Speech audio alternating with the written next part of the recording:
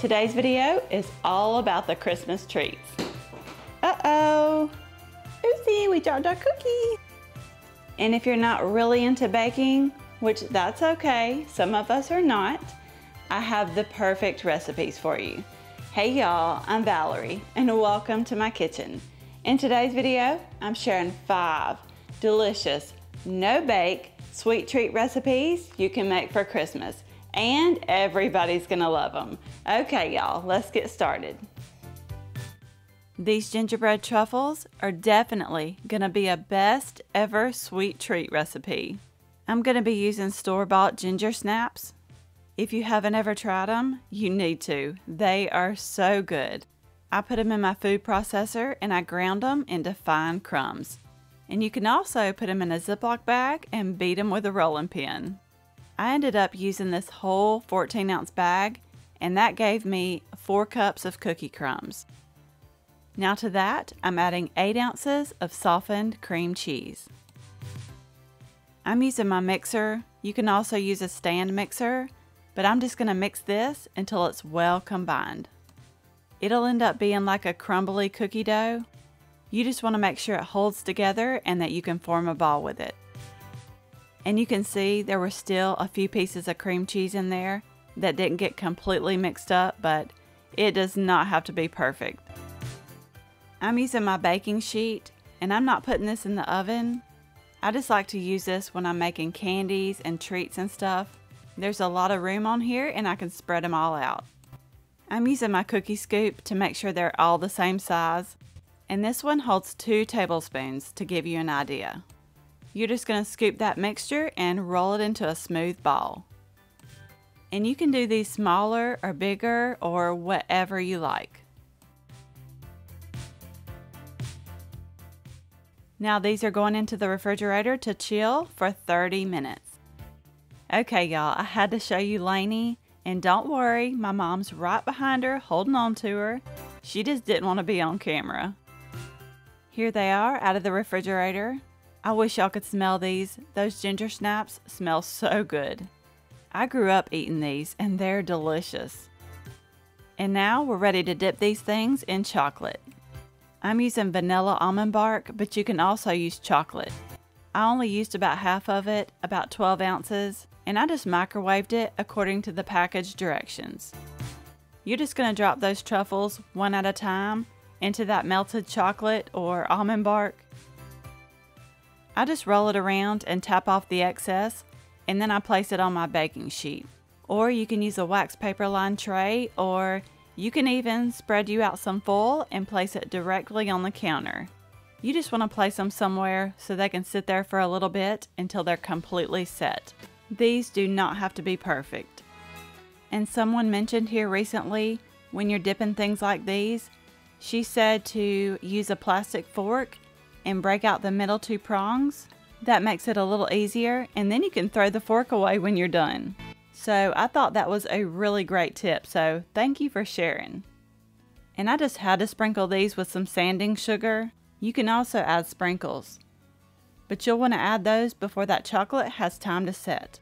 If you're needing these to be done soon, you can just toss them in the refrigerator and they'll set up quick.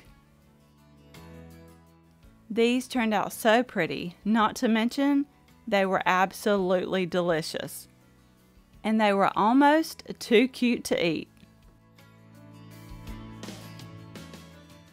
And I had to show you what the inside looks like. And I'm telling you, if you make them, they'll be gone quick.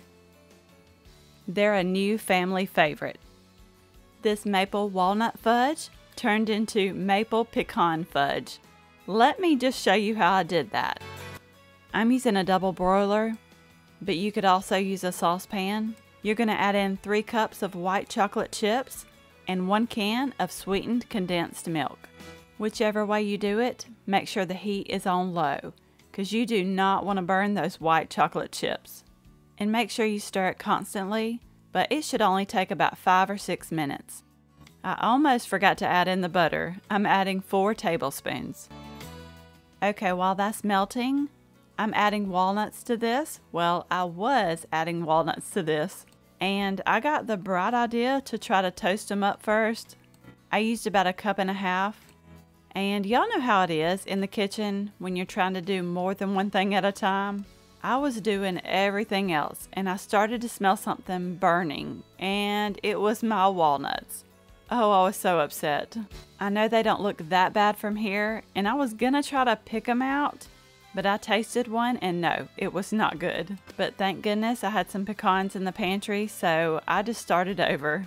And back to that melted white chocolate, I added in 3/4 teaspoon of maple extract, along with those perfectly toasted pecans. I had to grab some of them back out of there because I wanted to save a little bit more to have some to sprinkle on top. You're just going to stir all this around and get it mixed together. Then you can remove it from the heat and we can go ahead and pour it in the pan. I'm using an 8 by 8 inch baking dish that I've lined with foil and parchment paper. That makes it a whole lot easier to lift out. And make sure you have that dish or pan ready to go, because you'll want to pour that fudge in immediately after you take it off the heat. By the way, if you're enjoying this easy recipe, I would really appreciate it if you would give me a thumbs up. It really helps me out and it lets me know that you want to see more videos like this. Now I'm topping it with those reserved pecans.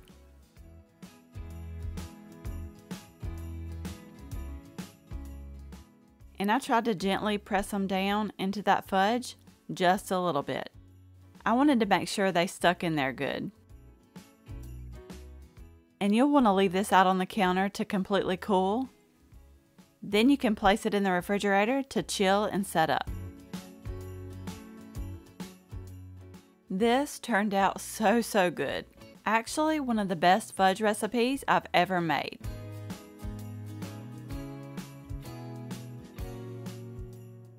And make sure you cut it into small pieces because it is very rich. But this is definitely something I'll be making again. I can't believe that this was the first time I made no-bake peanut butter bars. You'll need a 9 by 9 baking dish or pan. You'll want to have this ready, so I went ahead and lined mine with parchment paper to make it easier to lift out. To begin, in a large bowl, I added 3/4 cup of melted butter, along with 2 cups of powdered sugar and 2 cups of graham cracker crumbs. Now you're going to mix it until it's well combined. Now you're going to add in 1 1/4 cup of creamy peanut butter and then give it another really good mix. And while I'm thinking about it, if you're new here, I post easy recipes like this all the time. So if that's something you're interested in, I would really love to have you here. Go ahead and hit that subscribe button down below. That way you get notified of all my future videos. Now this is ready to go into that pan. And you're just going to dump it in and spread it out, or flatten it out. I started out using my offset spatula and that was not working. So I ended up switching to a spoon, which worked much better. But whatever works for you, as long as you get it pressed down into that pan in an even layer, you are good to go. Here's another little trick you can do. I just wrapped my hand with some plastic wrap and did that to smooth it out. You can also lay the plastic wrap down flat and smooth it out that way.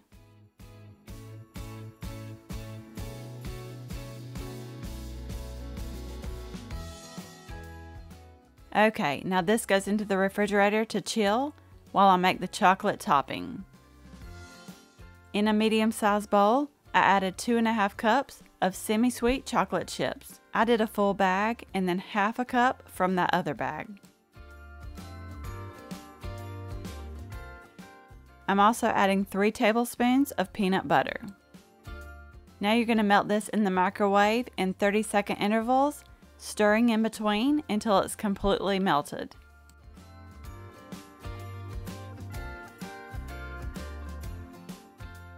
Now you can grab that peanut butter layer out of the refrigerator and pour on that topping.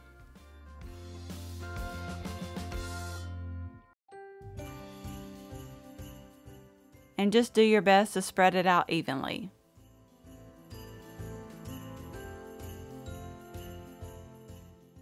I had to add on a topping, so I added some red and green mini M&Ms. I also did some sprinkles, but y'all be creative and add anything you like.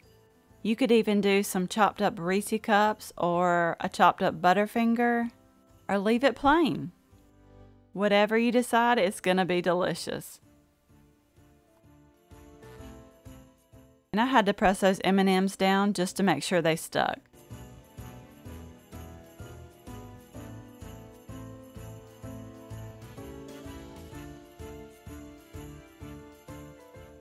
Now this goes into the refrigerator to chill for about 1 hour.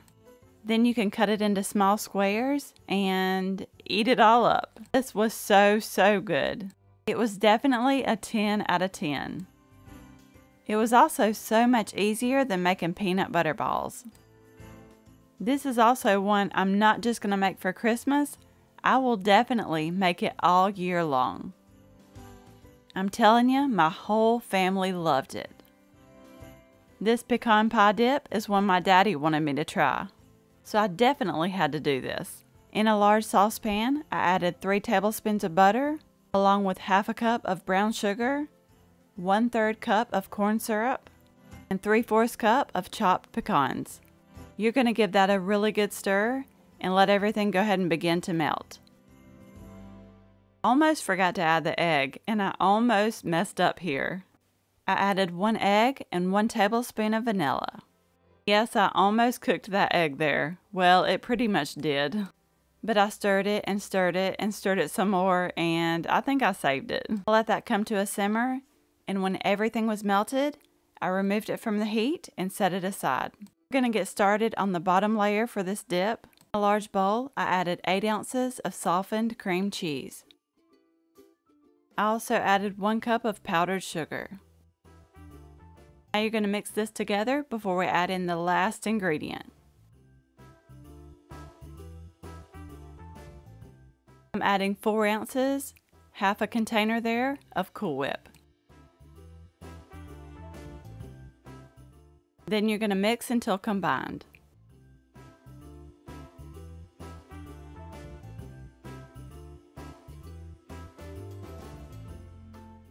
I'm using a pie plate for this, but you can also use an 8x8 baking dish. Adding in that cream cheese mixture, you're going to spread it out into an even layer.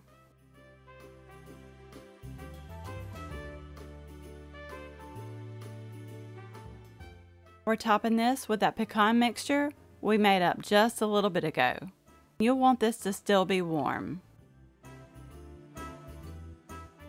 This is just about done. All you have to do is spread it out and then it's ready to serve.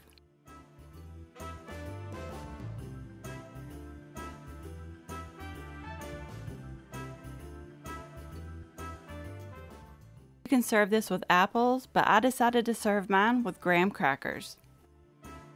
You can make this for a party or even a snack at home. Or just a really good, quick and easy sweet treat. And if you love pecan pie, I'm pretty sure you're gonna love this. Just so you know, this is better if you serve it immediately. These candy cookies are a family favorite. This recipe came from a church cookbook that my mother-in-law had given me. It's similar to the no-bake chocolate oatmeal cookies, but trust me, you're gonna love it. In a medium-sized pot, I added 1 stick of butter. I let that melt. Then I added in 2 cups of granulated sugar, along with 1/4 cup of cocoa powder and 1/3 cup of milk. Then you're going to whisk this until it's well combined. Then you're going to bring it to a boil, and I let it boil for 1.5 minutes. After 1.5 minutes, you can go ahead and add in 1/3 cup of peanut butter. Now I'm adding 1 teaspoon of vanilla. I stirred that and made sure all that peanut butter was melted down. Now it's about to get really good here. I'm adding in 2.5 cups of shredded sweetened coconut and 1 cup of chopped pecans. You're going to quickly stir that until it's all well combined.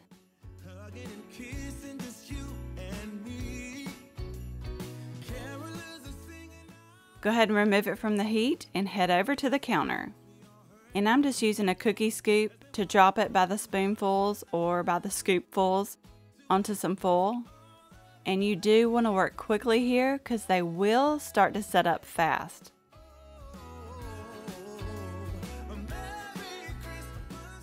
Just leave mine out on the counter for a few hours until they're completely set. These are some of the best cookies ever.